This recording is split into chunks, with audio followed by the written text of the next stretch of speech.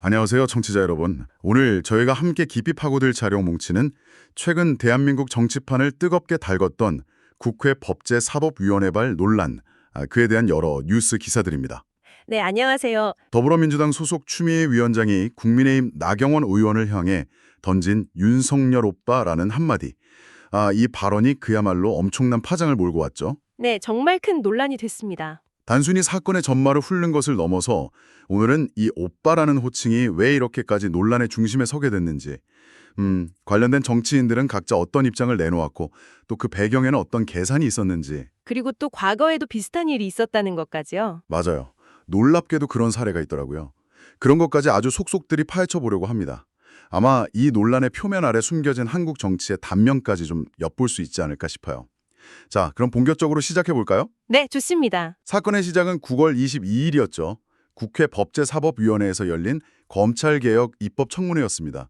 그때 분위기 자체가 이미 상당히 팽팽하던 것 같아요. 네, 그 청문회 자체가 워낙 좀 첨예한 이슈였으니까요. 그렇죠. 더불어민주당 소속 추미애 위원장이 이제 증인 선서를 진행하려고 하는데 국민의힘 간사로 내정된 나경원 의원이 절차 문제를 제기한 거죠. 야당 간사 선임부터 하라고요? 네, 의사진행 발언을 요구하면서 제동을 건 상황이었죠. 바로 이때 추미애 위원장의 나경원 의원의 발언을 제지하면서 문제의 발언이 터져 나옵니다. 그렇게 하시는 게 윤석열 오빠한테 무슨 도움이 되나? 아, 그 발언이요. 네. 여기서 윤석열 오빠로 지칭된 윤석열 전 대통령은 나경원 의원의 서울대학교 법대 3년 선배입니다. 윤 전 대통령이 79학번, 나 의원이 82학번이니까 개인적인 인연이 있는 건 사실이죠. 그렇죠. 대학 선후배 관계인 건 팩트인데 그걸 공식 석상에서 저렇게 언급한 게 이제 네, 그게 문제가 된 거죠. 이 발언 직후 회의장 분위기는 그야말로 살얼음판이 됐습니다. 아니, 그냥 깨져버렸다고 해야 할까요? 험악해졌죠, 완전히. 국민의힘 의원들이 각자 노트북에 정치 공작, 가짜뉴스 공작 민주당, 독재로 흥한 자 독재로 망한다 이런 문구가 적힌 손팻말을 붙이기 시작했고요. 네, 일종의 항의 표시였던 것 같아요. 추 위원장은 이걸 회의 진행 방해다, 즉각 철거하라 요구했죠. 근데 이제 국민의힘 의원들이 불응하니까 추 위원장은 나경원, 송석준, 조배숙 의원에게 국회법에 따라서 퇴장 명령을 내렸어요. 아, 퇴장 명령까지. 네. 그러자 국민의힘 의원들이 위원장석 앞으로 막 몰려가서 의사진행 발언 기회를 달라, 독재다 이렇게 소리치면서 격렬하게 항의했고 추 위원장도 물러서지 않으면서 고성이 오가는 아수라장이 펼쳐졌습니다. 진짜 자료 화면만 봐도 당시의 그 혼란스러움이 그대로 느껴지더라고요. 네, 정말 일촉즉발의 상황이었던 것 같습니다. 자, 그럼 나경원 의원의 반응을 좀 보죠. 반격이 아주 신속하고 강했습니다. 발언 직후에 바로 SNS를 통해서 추 위원장의 발언을 선을 넘어도 한참 넘은 저급한 성별 희화화이자 치욕적인 명예훼손 망언이라고 아주 강하게 규정했어요. 네, 용어 선택이 굉장히 강했죠. 성별 희화화, 명예훼손. 이건 단순히 개인에 대한 모욕을 넘어서 국민과 국회 전체에 대한 모독이다. 이러면서 추 위원장의 즉각적인 사과와 사퇴까지 요구하고 나섰습니다. 네, 굉장히 강경한 입장이었어요. 게다가 자신의 정당한 의사진행 발언 요구마저 묵살하고 퇴장시킨 건 국회 역사상 유례가 없는 폭거다. 야당 입을 틀어막는 행위다. 이렇게 맹비난했죠. 절차적인 문제까지 같이 지적을 한 거네요. 네.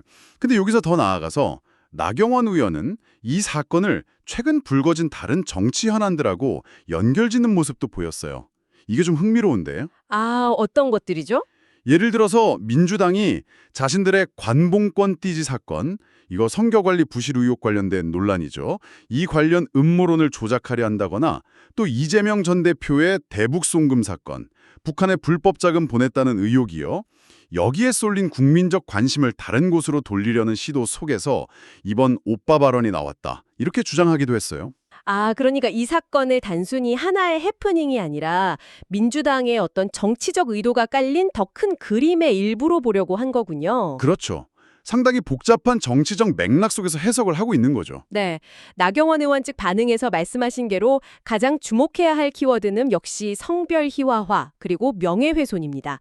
이 프레임을 딱 잡은 건데요. 네. 이게 단순히 발언 내용 자체를 문제 삼는 걸 넘어서 이 발언의 문제를 여성 정치인에 대한 어떤 젠더 기반 공격, 그리고 개인의 사회적 평판을 훼손하는 행위, 이렇게 규정함으로써 비판의 강도를 확 높이려는 그런 전략으로 읽힙니다. 아, 프레임 전략이군요. 네, 실제로 국민의힘 소속 여성 의원들이 공동 성명 내고 사과 요구했고요. 서지영 의원 같은 경우는 라디오 인터뷰에서 이걸 두고 여성 정치인에게 굉장히 모멸감해주는 전형적인 언어 폭력 이렇게 비판하기도 했죠. 아, 여성 의원들이 단체로 나섰군요. 네, 네. 이런 반응은 추 위원장의 발언의 부당성을 이성, 인지, 감수성 문제와 딱 결부시켜서 여론의 공감이나 지지를 얻고 동시에 정치적 공세의 동력을 확보하려는 다분히 전략적인 선택으로 보입니다. 물론 저희는 지금 제공된 자료에 나온 양측의 주장을 객관적으로 전달해 드리는 겁니다. 어떤 특정 입장을 지지하는 건 아니고요. 그렇죠. 정치 공방에서는 어떤 프레임을 선택하느냐가 굉장히 중요하니까요. 근데 아까 말씀드린 것처럼 나 의원이 이 사건을 관봉권 띠지나 대북 송금 같은 어떻게 보면 전혀 다른 이슈랑 연결짓는 건 이건 어떤 의도로 봐야 할까요? 좀 뜬금없다는 느낌도 살짝 드는데요. 그 연결 자체가 표면적으로 보면 약간 논리적 비약처럼 보일 수도 있습니다. 충분히요. 네. 하지만 이 정치적 수사, 레토릭의 관점에서 보면 상대방, 여기서는 민주당과 추미애 위원장이죠.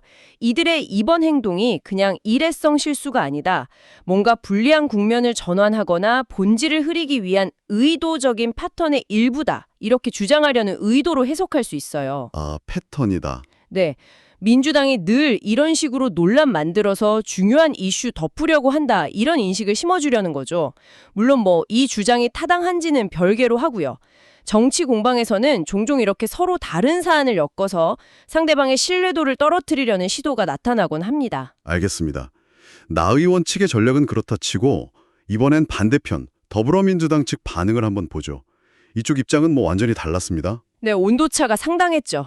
같은 당 이성윤 의원은 한 라디오 방송에 나와서 윤석열 오빠 발언이 그렇게 심각한 비하 발언이냐? 이렇게 오히려 반문했어요. 오빠면 오빠고 동생이면 동생인데 뭘 그러냐? 이런 식으로 대수롭지 않다는 반응을 보였죠. 이랬대 뜻하는 속어죠. 이런 더 험한 별명도 있는데 오빠 정도는 약과 아니냐 이런 취지의 언급까지 했습니다. 발언의 심각성 자체를 좀 희석시키려는 의도가 명백해 보였어요. 그 나빠로 언급은 좀 논란을 키울 수도 있었겠는데요. 그렇죠. 그리고 김용민 의원 같은 경우는 또 다른 각도에서 나 의원을 비판했는데요. 나 의원이 취 위원장과의 대립각을 세워서 자신의 정치적 인지도를 높이려 한다거나 혹은 법사위원장이라는 자리를 이용해서 검찰개혁을 방해하려는 의도가 있는 거 아니냐 이런 식으로 나 의원의 정치적 의도를 문제 삼았습니다. 네, 민주당 측 대응 전략은 크게 두 갈래로 요약할 수 있을 것 같아요. 첫 번째는 말씀하신 것처럼 오빠라는 호칭 자체는 비하 의미가 아니다. 일상적으로 쓸 수 있는 말이다. 이 점을 강조해서 논란의 의미를 축소하려는 시도죠. 의미 축소. 네, 오빠라는 단어의 사전적 의미나 통상적인 용례에 비대어서 이걸 성별 희화화나 명예훼손으로 확대 해석하는 건 과도하다 이런 논리입니다.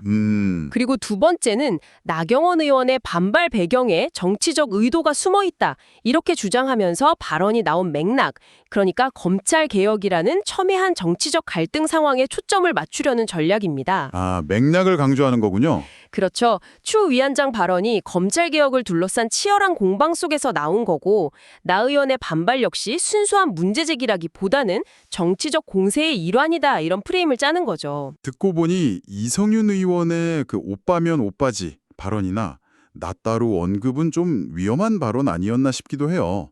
오히려 논란을 더 키우고 민주당 전체가 약간 성인지 감수성이 부족하다 이런 비판을 받을 빌미를 준 것 같기도 한데요. 아, 정확한 지적이십니다. 실제로 그런 비판이 있었습니다. 그 이성윤 의원의 발언은 오빠 호칭 논란을 너무 가볍게 여기는 듯한 인상을 주면서 동시에 과거의 더 심한 표현, 나빠로까지 소환을 함으로써 결과적으로 정치권의 좀 거친 언어 사용 문화를 정당화하는 것처럼 비춰질 소지가 있었어요. 네, 맞아요. 전략적으로 본다면 오빠 발언 자체의 심각성을 낮추려다가 오히려 민주당의 전반적인 언어 감수성에 대한 의구심을 키우는 역효과를 낳았을 수도 있는 거죠. 정치 공방에서는 때로 아군을 홍보하려다가 더 큰 문제를 야기하기도 하니까요. 그렇군요. 참 양측의 입장이 정말 팽팽하게 맞서는데 여기서 정말 흥미로운 사실 하나가 등장합니다. 자료들을 검토하다 보니까 나경원 의원이 이런 식의 오빠 호칭 논란에 휩싸인 게 이번이 처음이 아니더라고요. 아, 그래요? 네, 시간을 조금 거슬러 올라가 봐야 할 것 같습니다. 과거에도 비슷한 일이 있었군요. 네, 맞습니다. 지금으로부터 약 6년 전인 2019년으로 가보죠. 그때는 상황이 정반대였습니다. 정반대요? 당시 민주당 소속이었던 이종걸 의원이 장외투쟁을 벌이고 있던 황교안 당시 자유한국당 대표, 현 국민의힘이죠. 그 황 대표를 비판하면서 SNS에 황교안 오빠, 나경원 올림이라는 제목의 글을 게시했던 일이 있었습니다. 아, 기억납니다. 그때도 논란이 꽤 컸던 것 같아요. 네, 맞아요. 그때도 이 표현이 나경원 당시 원내대표를 조롱하고 성적으로 대상화했다. 이런 비판이 거세게 일었고 결국 이종걸 의원은 해당 문구를 삭제하고 사과까지 했었죠. 와, 이렇게 유사한 논란이 그것도 같은 인물을 대상으로 반복된다는 점은 정말 여러 가지 생각을 하게 만드네요. 그렇죠. 참 신기하죠. 몇 가지 가능성을 좀 짚어볼 수 있겠는데요.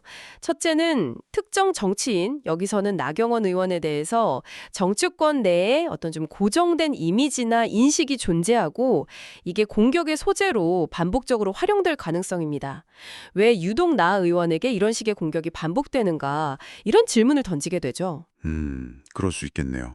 둘째는 한국 정치 문화 속에서 성별과 관련된 표현, 특히 여성 정치인을 향한 특정 호칭이나 비유가 얼마나 쉽게 논란을 촉발하고 또 정치적 쟁점화되는지를 보여주는 사례일 수 있습니다. 2019년과 지금 사회적 분위기는 변했을지 몰라도 정치 공방의 양상은 크게 달라지지 않았다. 이걸 보여주는 거죠. 6년 전이나 지금이나 비슷한 패턴이네요. 그리고 셋째는 어쩌면 이 정치적 수사 전략의 측면에서 볼 수도 있습니다.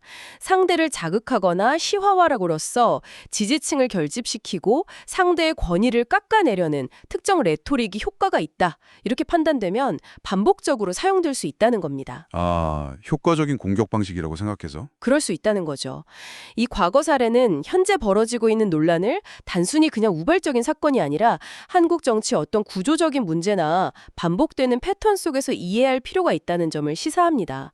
6년 전과 지금 이 논란을 둘러싼 반응이나 파급력의 차이가 있었을까요? 그 점을 비교해보는 것도 흥미로울 것 같아요. 그때와 지금 혹시 대중의 반응이나 정치권의 대응 방식에서 눈에 띄는 차이점이 있었을까요? 자료에 그런 비교 분석이 혹시 있을까요?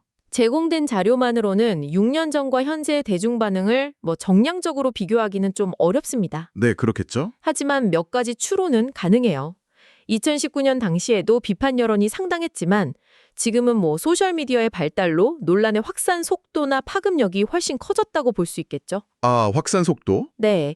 또한 그 사이 우리 사회의 성인지 감수성에 대한 요구 수준이 더 높아졌기 때문에 성별 희화라는 비판 프레임이 과거보다 더 큰 설득력을 가질 수도 있습니다. 확실히 그럴 수 있겠네요. 반면에 또 정치적 양극화가 심화되면서 각 진영 지지층은 이런 논란조차도 자신들의 기존 정치적 입장을 강화하는 쪽으로 해석하려는 경향이 더 강해졌을 수도 있고요. 아, 보고 싶은 대로 본다. 네. 즉, 논란 자체는 비슷하지만 그것이 받아들여지고 소비되는 방식은 시대적, 정치적 환경 변화에 따라서 달라졌을 가능성이 높습니다. 네, 말씀하신 것처럼 시대적 배경과 정치 지형의 변화 속에서 같은 논란도 다르게 해석될 수 있겠군요. 자, 그럼 지금까지의 논의를 종합해 볼 때 이 오빠 발언 논란의 핵심은 결국 무엇이라고 정리할 수 있을까요? 결과 핵심은 이거 같습니다. 국회 상임위원회라는 매우 공식적이고 첨예한 대립회장에서 오빠라는 일상적이면서도 다층적인 의미를 지닌 호칭 하나가 정치적 뇌관을 건드렸다는 점이죠. 정치적 뇌관. 네. 한쪽에서는 이 발언을 성별 희화화, 명예훼손이라는 심각한 인격 모독이자 정치적 폭력으로 규정하면서 강력히 반발했고, 다른 한쪽에서는 비하 의도 없음, 정치적 의도를 가진 과민 반응이라고 맞서면서 결국 회의 파행과 극심한 정쟁으로 치달았습니다. 이 과정 자체가 현재 한국 정치의 극단적인 대립과 불신, 그리고 소통 부재의 현실을 아주 적나라하게 보여주는 압축적인 사례라고 할 수 있습니다. 오빠라는 단어 하나가 이렇게까지 큰 파장을 일으킬 수 있다는 게 놀랍기도 하고 한편으로는 우리 정치의 현주소를 보여주는 것 같아서 좀 씁쓸하기도 합니다. 맞습니다. 이 사건은 단순히 말실수 논란을 넘어서 몇 가지 중요한 시사점을 던져줍니다. 첫째, 일상적인 언어, 특히 성별과 관련된 뉘앙스를 가질 수 있는 표현이 정치적 맥락 속에서 얼마나 민감하게 해석되고 강력한 정치적 무기로 변모할 수 있는지를 극명하게 보여줍니다. 일상화가 무기가 되는군요. 네. 둘째, 성별 이슈가 여전히 한국 정치 담론의 중심에서 언제든 폭발할 수 있는 뜨거운 감자임을 재확인시켜줍니다. 여전히 뜨거운 감자군요. 셋째, 윤석열 전 대통령과의 개인적인 인연, 즉 대학 선후배라는 사적인 관계가 어떻게 공적인 정치 무대에서 상대방을 공격하거나 낙인 찍는 소재로 손쉽게 동원될 수 있는지를 보여줍니다. 이는 공과 사의 경계가 모호해지고 정치가 점점 더 인신공격적인 양상으로 흘러가는 세태를 반영하는 것일 수도 있고요. 사적인 관계까지 공격 소재가 되는 현실이네요. 청취자 여러분께서는 이 논란을 어떻게 보고 계실지 궁금합니다. 어쩌면 국회의원들 또 싸우네? 하고 넘기실 수도 있겠지만 조금 더 깊이 들여다보면 정치인의 말 한마디가 어떤 의도였던 간에 얼마나 다양한 해석과 파장을 낳을 수 있는지, 그리고 그것이 때로는 국정 운영이나 입법 과정이라는 본질적인 기능에까지 어떻게 영향을 미칠 수 있는지를 생생하게 보여주는 사례가 아닐까 싶습니다. 네, 그렇죠. 정치 담론이라는 것이 얼마나 복잡하고 또 얼마나 쉽게 불붙을 수 있는지를 실감하게 하는 사건이죠. 오늘 저희는 국회 법사위에서 촉발된 윤석열 오빠 발언 논란에 대해 정말 다양한 각도에서 깊이 이야기를 나눠봤습니다. 사건의 발단부터 양측의 치열한 입장과 그 이면의 해석, 그리고 6년 전에 데자뷰 같았던 과거 사례까지 짚어보면서 이 논란이 던지는 여러 의미들을 좀 곱씹어 볼 수 있었습니다. 마지막으로 청취자 여러분과 함께 생각해 볼 만한 질문을 하나 던지면서 마무리할까 합니다. 네, 어떤 질문인가요? 앞서 이야기했듯이 한국 사회에서 오빠라는 호칭은 참으로 복합적인 의미를 내포하고 있습니다. 가족이나 연인 사이에서는 더없이 친밀한 표현이지만 동시에 위계적인 관계를 암시하거나 공적인 자리에서는 부적절하게 여겨지기도 하는 그야말로 맥락 의존성이 높은 단어죠. 네, 아주 복잡한 단어예요. 그렇다면 이렇게 첨예하게 대립하는 정치 무대에서 이처럼 다층적인 의미를 가진 단어를 사용했을 때 우리는 과연 그 말을 내뱉은 사람의 의도에 더 무게를 두어야 할까요? 아니면 그 말이 상대방과 대중에게 실제로 미친 영향과 그 결과에 더 주목해야 할까요? 의도냐 결과냐. 어려운 문제네요. 네. 어쩌면 이 오빠라는 단어 자체에 대한 논쟁이 격화될수록 그 이면에 가려진 더 본질적인 문제들, 예를 들어 검찰 개혁과 같은 실제 정책적 쟁점이나 정치 문화의 근본적인 문제점들에 대한 논의는 오히려 실종되는 것은 아닐까요? 이 질문에 대해 한 번쯤 깊이 생각해 보시는 것도 이번 논란을 넘어서 우리 정치를 이해하는 또 다른 흥미로운 길이 될 수 있을 것 같습니다. 네, 정말 곱씹어볼 만한 질문인 것 같습니다. 오늘 저희와 함께 이 뜨거운 논란의 속살을 파헤쳐 주셔서 감사합니다. 다음에도 흥미로운 자료들과 함께 돌아오겠습니다. 감사합니다.